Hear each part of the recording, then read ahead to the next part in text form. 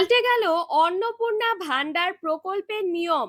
আপনি যদি অন্নপূর্ণা ভান্ডার ফর্মে এই তিনটি গুরুত্বপূর্ণ তথ্য সঠিকভাবে না দিয়ে ফর্ম ফিল আপ করেন, তাহলে আপনার ব্যাংক অ্যাকাউন্টে এই অন্নপূর্ণা ভান্ডার প্রকল্পের ৩,০০০ টাকা ঢুকবে না, এমনকি ফর্ম সম্পূর্ণ বাতিল করে দেওয়া হবে।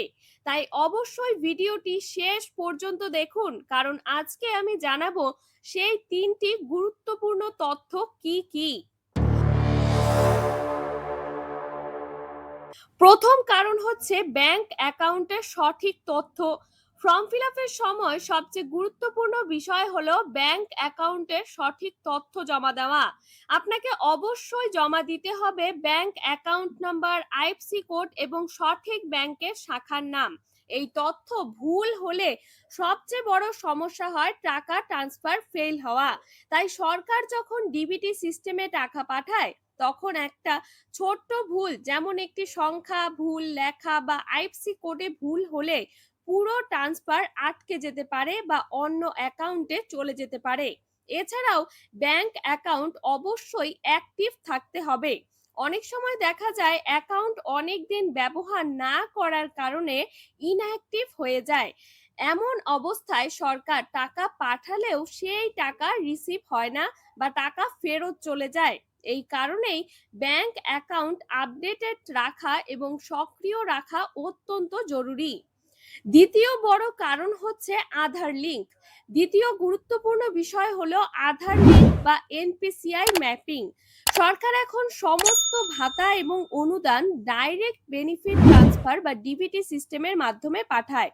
এই সিস্টেমে টাকা সরাসরি আধার নাম্বারের মাধ্যমে ব্যাংক অ্যাকাউন্টে পৌঁছে যায়। এখন যদি আধার কার্ড ব্যাংক অ্যাকাউন্টের সাথে লিংক না থাকে, তাহলে সিস্টেমে আপনাকে আপনার অ্যাকাউন্টে শনাক্ত হতে না পারে।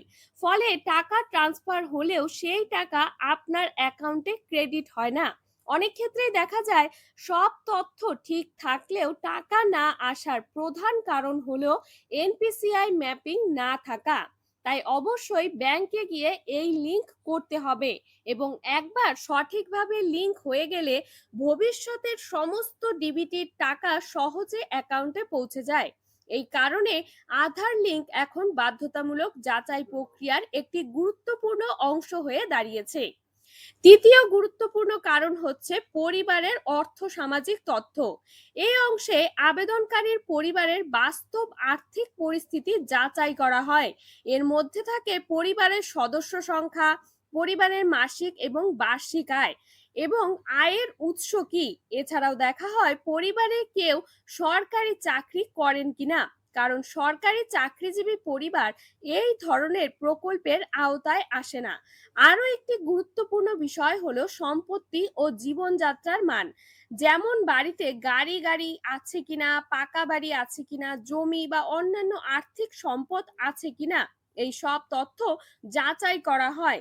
এই তথ্যগুলো সরকারকে সাহায্য করে প্রকল্পটিকে সঠিক এবং প্রকৃত উপভোক্তাদের কাছে পৌঁছে দিতে। যদি কোনো তথ্য ভুল বা লুকানো থাকে, তাহলে যাচাইয়ের সময় সব ফর্ম বাতিল করে দেওয়া হবে, এমনকি ভবিষ্যতের সুবিধা বন্ধ হয়ে যেতে পারে। এই ছিল আজকের অন্নপূর্ণা ভান্ডার ফর্ম ফিল আপ নিয়ে বিস্তারিত আপডেট। ভিডিওটি তথ্যবহুল মনে হলে শেয়ার করুন এবং নতুন আপডেটের জন্য চ্যানেলটি সাবস্ক্রাইব করে রাখুন। ধন্যবাদ।